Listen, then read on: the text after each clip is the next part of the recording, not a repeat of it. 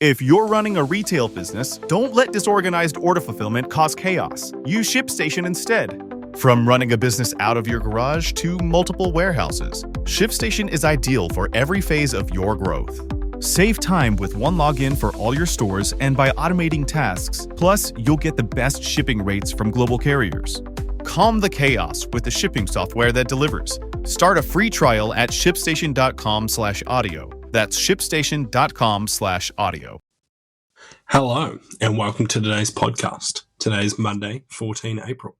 I'm your host, Daniel, and today we'll be talking about Japan has seen a record drop in population, Hungary has passed constitutional changes targeting LGBTQ rights, and Bangladesh has issued an arrest warrant for a UK MP.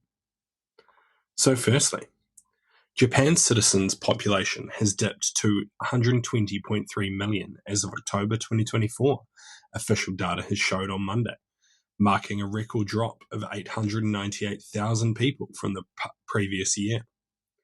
The country's birth rate is among the lowest in the world, leading to big problems for society and business with a shrinking workforce and fewer customers. The fall, the 13th consecutive non-foreign population slide, was the largest since the government began collecting data in 1950, according to the Interior Ministry.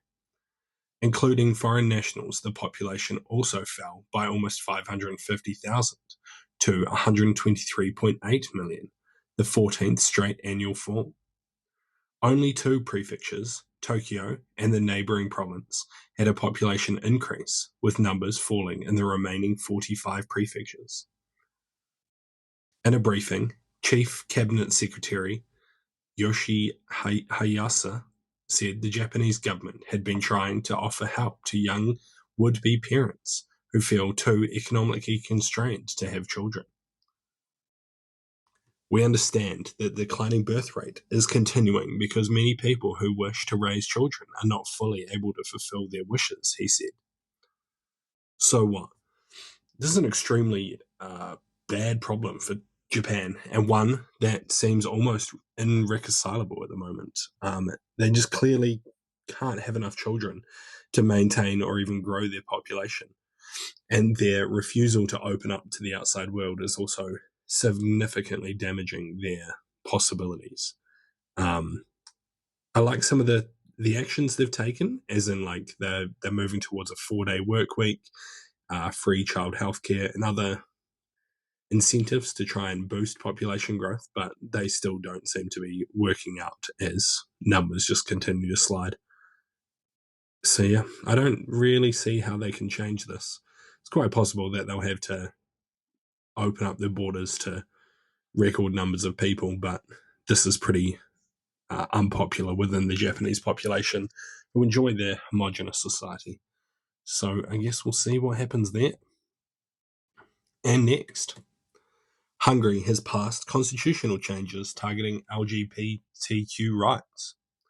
Hungarian lawmakers on Monday voted to approve new constitutional changes proposed by the populist ruling party, Fidesz, that target the LGBTQ community, including by codifying into law a ban on pride events and a provision proclaiming that people can only be male or female.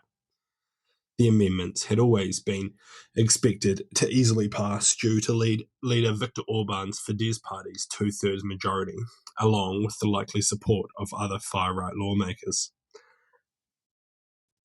Some of Monday's amendments underpin legislation which passed on March 18th that banned the annual Pride March in the country, which effectively restricted freedom of assembly. The ban triggered protests against the changes fast enacted by the Fidesz party, who said the event could be considered as harmful to children and protecting them would be superseded by the right to assembly. There are protests planned for Monday. Ahead of the approval of constitutional changes, the opposition party attempted to blockade parliament to prevent the vote from taking place. The party accused Orban's government of being an intimidating and cowardly power, writing on social media, "Let's collectively prevent them from leading us down the Putin road and depriving us of our freedom." Orban has been using increasingly repressive methods against increasing critics, independent civil organizations, and others for years now, justifying his actions by claiming that individuals and groups critical of the government harm Hungary and represent foreign interests. The European Union has said that Hungary's Prime Minister is authoritarian in nature and have restricted the freedom of media, the rule of law, and people's rights, which this has had led to some of their foreign aid money being frozen.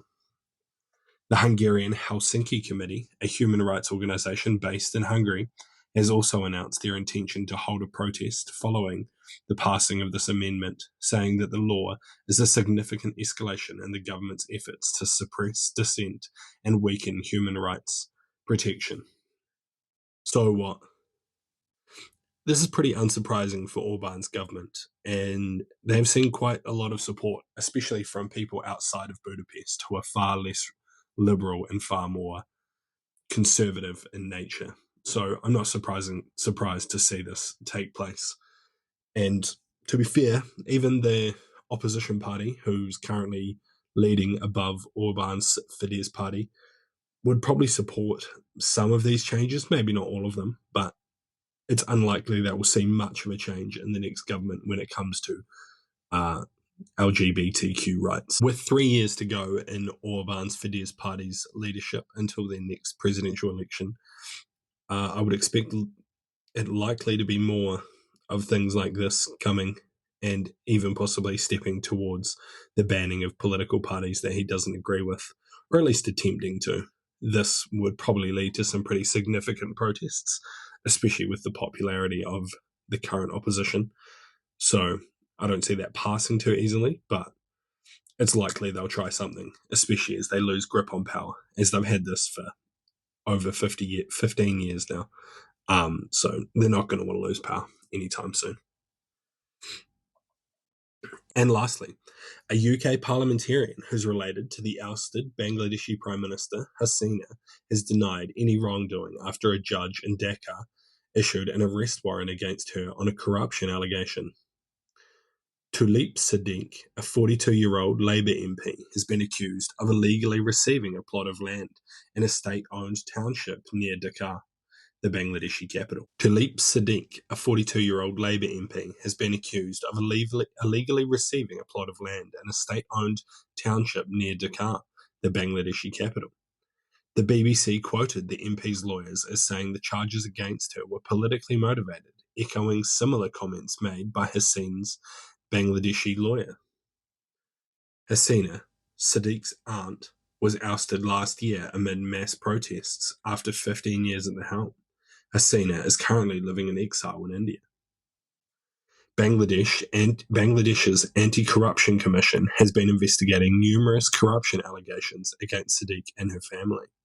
According to media reports, the arrest warrant issued on Sunday related to the allegation that Siddiq illegally received a 7,200 square foot plot of land near Dhaka. Siddiq was named in the arrest warrant alongside 50 others, including her mother and her brother. She was also named in December in another probe against Hasina, allegedly that Siddiq's family was involved in brokering a 2013 deal with Russia for a nuclear power plant in Bangladesh, where large sums of money were thought to have been embezzled. Siddiq resigned from her post as the economic secretary to the UK Treasury in January after an investigation into her links with her aunt's regime by the British Prime Minister's ethics advisor. Although Magnus concluded that Siddiq had not violated the ministerial code, and he did recommend to Prime Minister Keir Starmer that her responsibilities in the position, which involved addressing corruption, be reconsidered. In resigning, Siddiq said that she had become a distraction from the government's agenda. So what? In my opinion, if the Bangladeshi government has evidence, then they should bring it to the UK and try her case here. It would be pretty interesting to see if they could or would try the case. Objectively, it seems that both sides are possibly telling the truth, but only one of them can be right.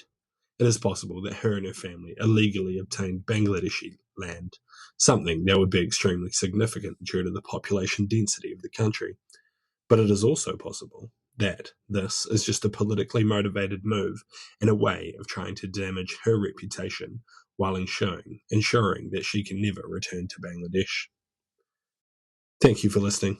I've been your host, Daniel, and I'll see you next time. American Giant makes great clothing, sweatshirts, jeans, and more right here in the U.S. Visit American-Giant.com and get 20% off your first order with code STAPLE20. That's 20% off your first order at American-Giant.com, code STAPLE20.